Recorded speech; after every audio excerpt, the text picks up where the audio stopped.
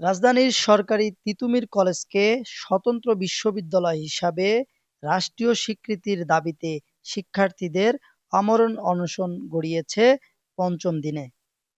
অনশনে অংশ নেওয়া অধিকাংশ শিক্ষার্থী অসুস্থ হয়ে পড়লেও দাবি আদায়ে অনড় অবস্থানে আছেন তারা।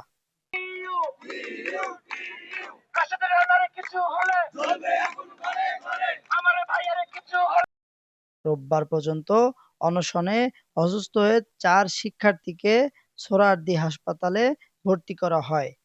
শিক্ষার্থীরা বলেন, যেকোনো মূল্যে ৭ দফা কর্মসূচি মেনে নেওয়ার ঘোষণা আসতে হবে।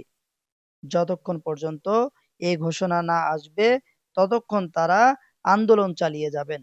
আমরা বলছি আমাদের এখানে আপাতত স্বীকৃতিটা দেন আপনারা, তারপর পর্যায়ক্রমে আস্তে আস্তে আস্তে আস্তে আপনারা পরবর্তী যে অ্যাক্টিভিটিস যেটা দরকার, যেগুলি নাই, যেগুলি তো ইমার্জেন্সি দরকার হবে, সেগুলো আপনারা ফুলফিল করেন।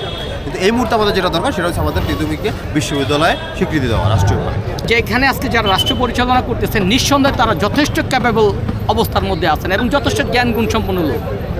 আশ্চর্যের বিষয়, এই ৬ মাসের মধ্যে যে কতগুলো আন্দোলন হয়েছে, একটা আন্দোলনেরও এখনো পর্যন্ত এই সরকার সুষ্ঠু সমাধান দিতে পারে নাই।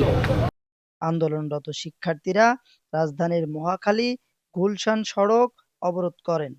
এতে ভোগান্তিতে পড়েন সাধারণ মানুষ। ইসরাফিল ফকির, প্রয়াস নিউজ, ঢাকা।